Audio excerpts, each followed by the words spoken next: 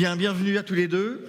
On a quelques minutes, j'allais dire une petite demi-heure pour parler de formation, pour parler d'un projet de réforme, enfin de deux réformes, parce qu'il y a le projet de réforme et puis il y a les réformes déjà existantes.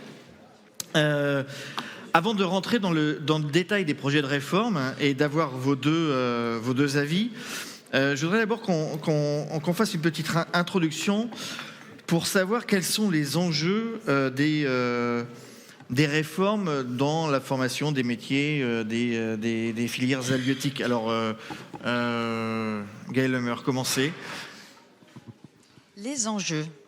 C'est quoi? C'est des enjeux de formation, derrière de recrutement, d'attractivité des métiers, d'adaptabilité des jeunes à ce que sont les professions aujourd'hui? Je pense que c'est une approche globale parce que on l'a entendu ce matin avec le vice-président Daniel Kueff, la dimension maritime et les enjeux maritimes, c'est essentiel pour la Bretagne. Que ça soit au niveau du conseil régional sur ses compétences, qu'elles soient obligatoires ou volontaires, et la question de la formation, elle se décline de plusieurs manières. Déjà, avant de parler formation, on est sur les questions d'éducation. Et les questions d'acculturation à la mer, oui. Notamment pour les plus jeunes, parce qu'il faut préparer les citoyens et les citoyennes de demain, je veux dire, à comprendre les enjeux maritimes, que ça soit sur la question des transitions, mais aussi sur l'atout que ça représente pour demain, aujourd'hui et demain, et hier déjà, pour le développement qu'il soit économique, culturel, pour la Bretagne.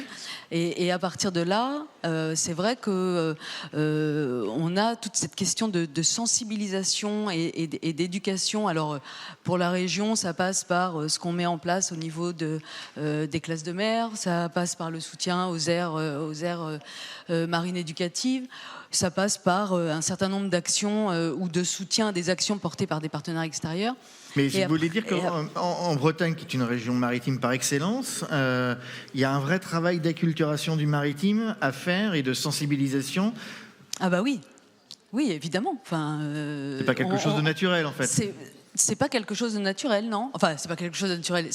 On se rend compte que ce sont des messages et des actions qu'il faut absolument développer, maintenir, amplifier, accompagner pour répondre au problème qui a été évoqué ce matin sur la question de l'attractivité des métiers.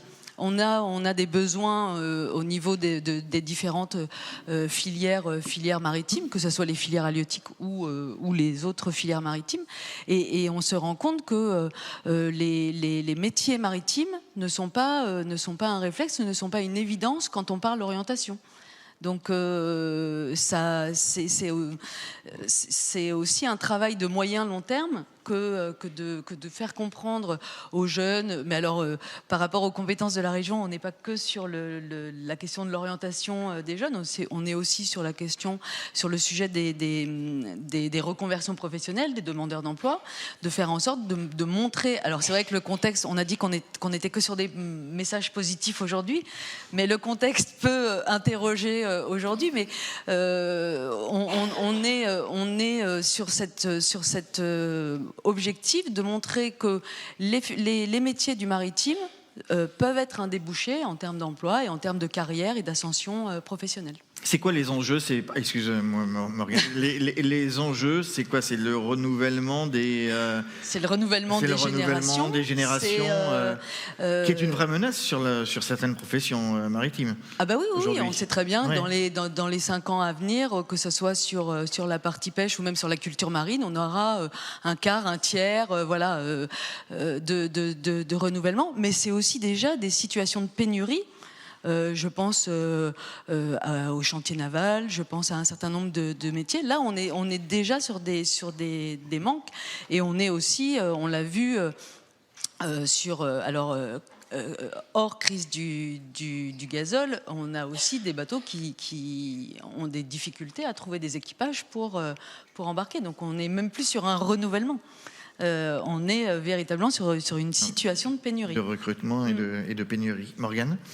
Non, je voulais revenir sur ce que vous disiez là sur l'éducation à la mer pour les plus jeunes.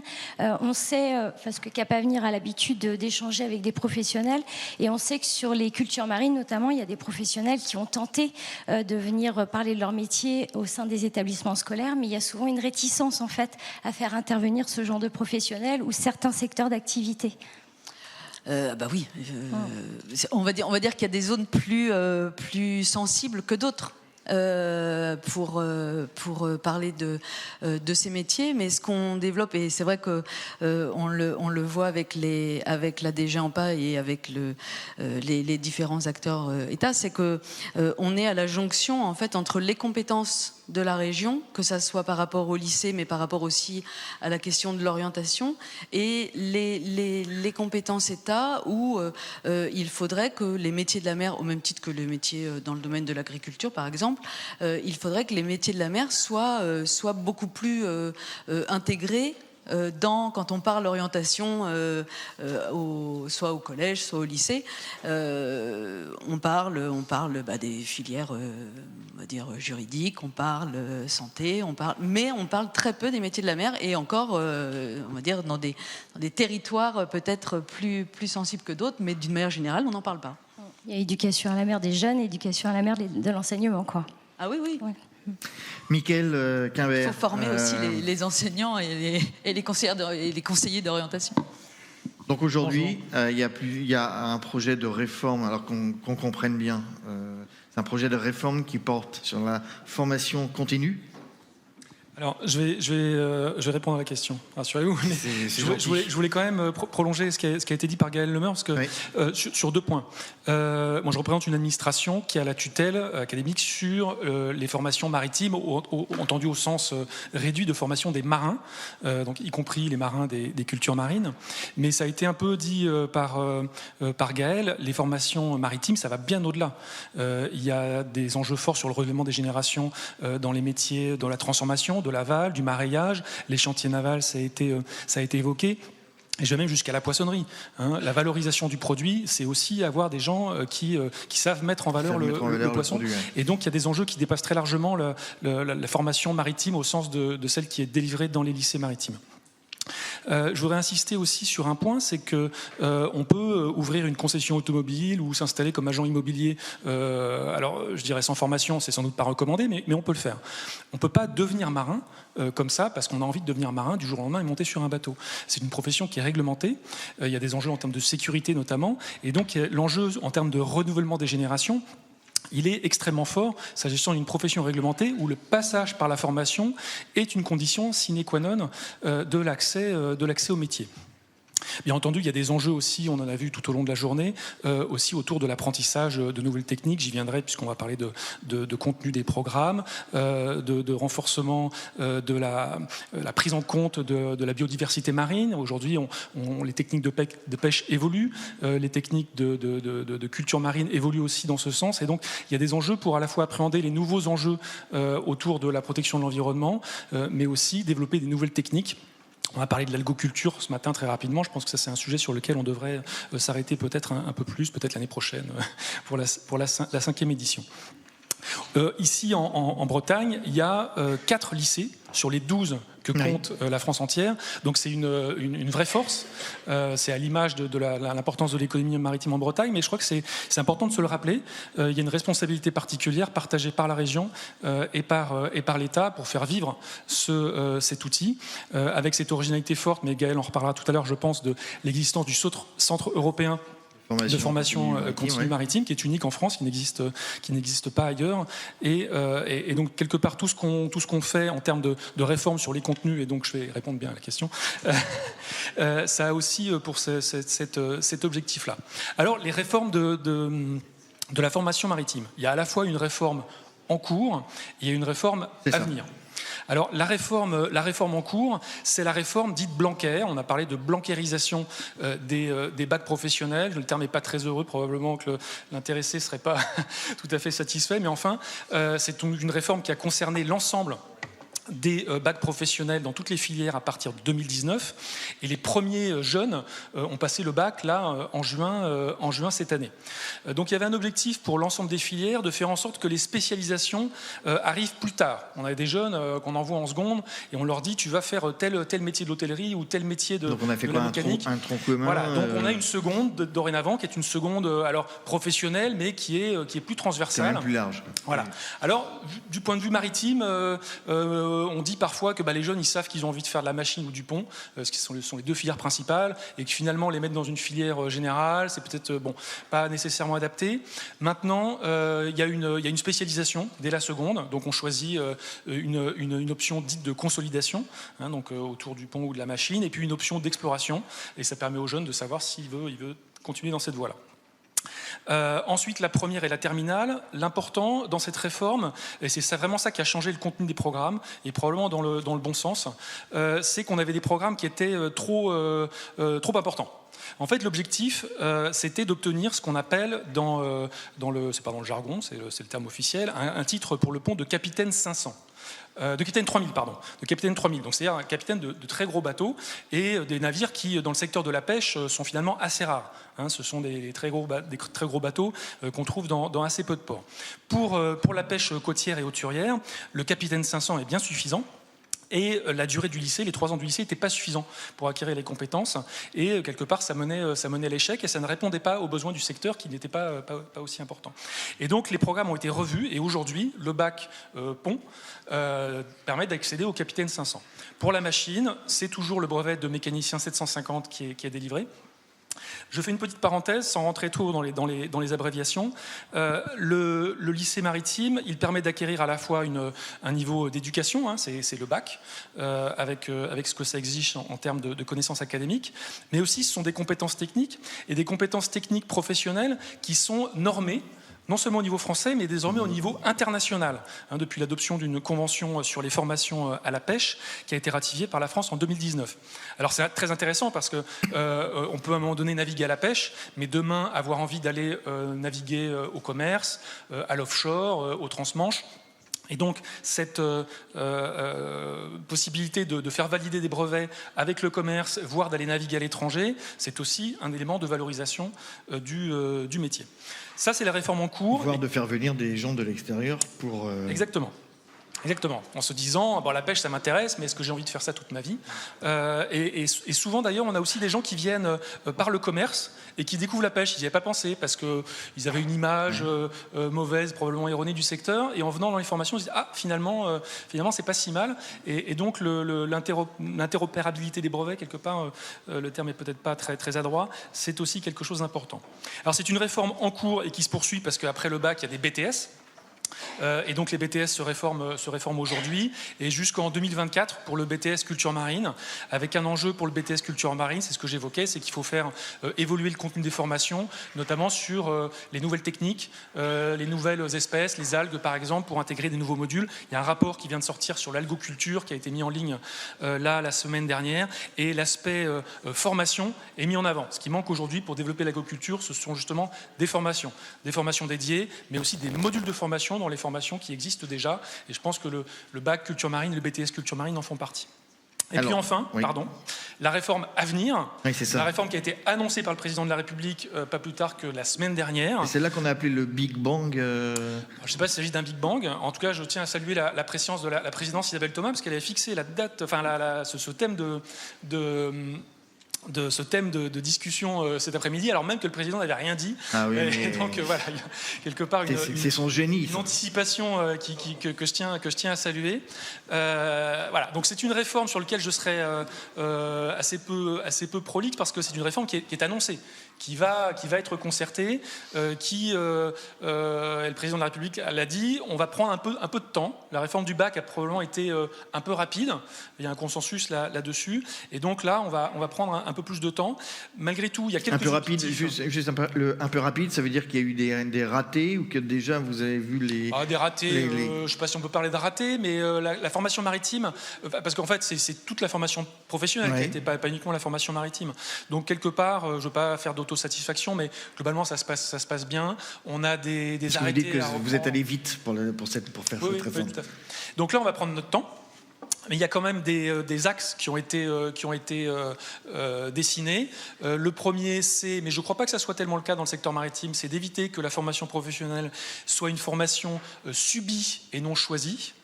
Donc vraiment voilà, un intérêt à faire en sorte que les jeunes choisissent des formations et pas qu'ils se retrouvent dans des filières vers lesquelles ils auraient été réorientés contre leur gré. De ce point de vue-là, avec le maritime, il y a un truc qui marche très très bien, ce sont les marées découvertes dès le collège, et on voit que ça nous permet de développer l'appétence pour l'inscription en second. Je vais très rapide. Ouais. La philosophie générale. La philosophie générale, c'est de faire en sorte que les jeunes soient rémunérés. Et donc, il y a des indemnités qui seront prises en charge par l'État. C'est quoi? C'est plus de stages, meilleure rémunération. Point, plus de stages. Donc, c'est 2 mois de stage par élève et par an pendant toute la formation. Par an, oui. Alors, pour d'autres types de secteurs, ça peut paraître beaucoup. Nous, sur le maritime, en terminale, on y est déjà. En première, on n'est pas très loin, c'est 6 semaines, et en seconde, c'est 4 semaines. Ça sera compliqué d'augmenter parce que y a moins de bateaux, il faut faire travailler les gens la nuit, on a beaucoup de souplesse quand même dans le secteur maritime. Aller plus loin sera probablement compliqué. Oui, Morgane ? Moi, j'avais juste une petite interrogation par rapport à votre remarque. Vous parliez de marée découverte pour les mineurs. C'est compliqué à mettre en place. Oui, non, mais bien sûr. Ouais, il y a notamment toute la question du travail de nuit, qui suppose de mettre en place des tableaux de service. C'est pas adapté pour le secteur maritime, mais voilà, il y a un problème d'acceptation sociale, de faire travailler des jeunes la nuit, et probablement le secteur maritime est celui sur lequel on va le plus loin. Oui, parce qu'il n'y a pas que les horaires, il n'y a pas que le tableau de service, il y a aussi les bateaux qui ne sont pas adaptés. Alors, Gaël Lemeur, un mot juste sur ce projet de réforme annoncé, envisagé. Comment est-ce que la région va être impactée ? Alors, comment elle va être impactée pour l'instant, on ne peut pas le dire, parce que c'est vrai que ça démarre. Par contre, ce qui est demandé, c'est effectivement d'être associé. Parce que, d'une manière générale, je pense qu'il n'y a pas à prouver le soutien du Conseil régional aux filières halieutiques. On a depuis très longtemps mis en place un certain nombre d'actions, d'objectifs pour que la formation, qu'on puisse à tous les niveaux qu'on puisse se former en Bretagne sur les différents métiers. Aujourd'hui, alors c'est Laurence Quérien qui disait tout à l'heure, on est les meilleurs. Moi, je dirais pas ça. Ce que je dis par contre, c'est qu'on a un panel complet en matière de formation maritime. Et que c'est quelque chose qui est un véritable atout pour la Bretagne, qu'on soit sur, donc Michael le disait, on a un tiers des lycées maritimes aux 4 coins de Bretagne. On a de l'enseignement supérieur, on a donc le Centre européen de formation continue maritime, qui est un outil unique en France et qui a déjà 25 ans. Et qui est le résultat, et c'est à souligner, d'une volonté partagée entre l'État, la région Bretagne et les représentants des différentes filières maritimes, de consolider et d'organiser la formation continue maritime en Bretagne. Et la réalité aujourd'hui, c'est que c'est un outil breton, mais qui forme un marin sur 2 à l'échelle française, et ça a donc un rayonnement extrêmement national au moins, et avec une dimension internationale. Donc l'idée, elle est quand même de dire, il y a des réformes qui sont engagées, c'est la compétence de l'État, oui. Mais il faut absolument que l'État se tourne aussi et s'appuie sur les collectivités, d'une manière générale, et donc la région, puisqu'on nous avons en charge ce niveau, le niveau lycée, mais il faut aussi s'appuyer sur ce qui existe en Bretagne et sur l'expertise et l'expérience bretonne pour créer demain un véritable service public de la formation maritime.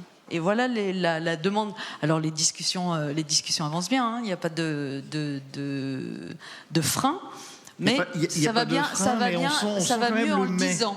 Non, mais ça va mieux en le disant.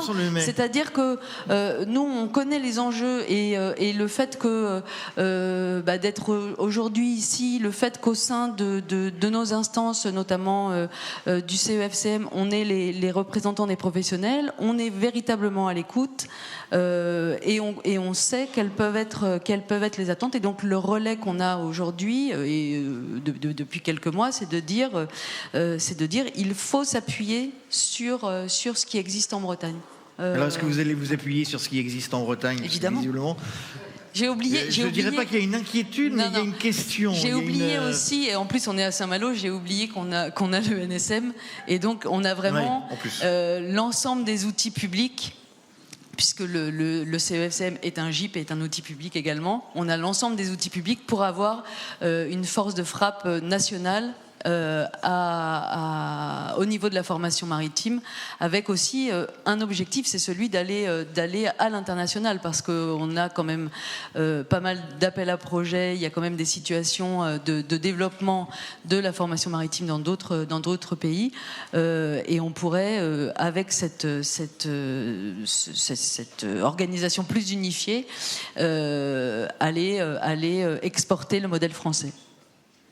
Michael Guimbert, vous allez vous appuyer sur l'expérience bretonne. Je vais avoir du mal à dire du mal du CEFCM ou de l'organisation bretonne, puisque moi j'y ai participé d'une certaine manière. J'ai été dans une vie antérieure à Concarneau. Oui. J'ai siégé au conseil de perfectionnement du CEFCM, donc je connais l'outil et je sais tout ce qu'il a apporté. En fait, la crainte, et il faut absolument que s'il y a un malentendu, il soit levé, mais je ne crois pas, c'est que l'année dernière, Annick Girardin, ministre de la Mer, a souhaité la mise en place d'un réseau des lycées maritimes. C'était dans le cadre du plan de relance, avec le souhait, ça fait partie du plan plus général de relance de l'attractivité des métiers, sur lesquels des crédits particuliers ont été mis. Il y a eu à un moment donné l'idée de se dire, mais enfin, tous ces lycées qui sont finalement très très peu nombreux, dispersés sur l'ensemble de l'île littorale, ont des intérêts à coopérer de façon un peu plus étroite. Il y a déjà des coopérations qui existent entre certains lycées, mais de les mettre ensemble autour de la table pour parler de coopération. Et donc, ce réseau, il est en train d'émerger. Les différents lycées, les 12 lycées sont en train de faire délibérer leur conseil d'administration pour adopter la convention cadre de cette coopération. Après, il y aura probablement la volonté d'élargir ce réseau ce qu'on appelle les lycées aquacoles. Ce sont les lycées de l'éducation nationale et de l'agriculture qui proposent des formations dans le domaine maritime et en général dans les matières du domaine des cultures marines. Mais c'est un réseau qui n'aura pas de personnalité juridique comme le CEFCM, ça ne sera pas un GIP. Il n'emploiera pas ni de profs, ni de permanents. Voilà, c'est vraiment un réseau au sens strict du terme, avec des coopérations à la carte qui seront choisies par les lycées, et à aucun moment il y a une volonté ni d'exclure ni de faire à la place de ce que fait très bien le CEFCM en Bretagne. Bien au contraire, mon directeur général a été assez explicite là-dessus. Le CEFCM est le bienvenu à la table du réseau.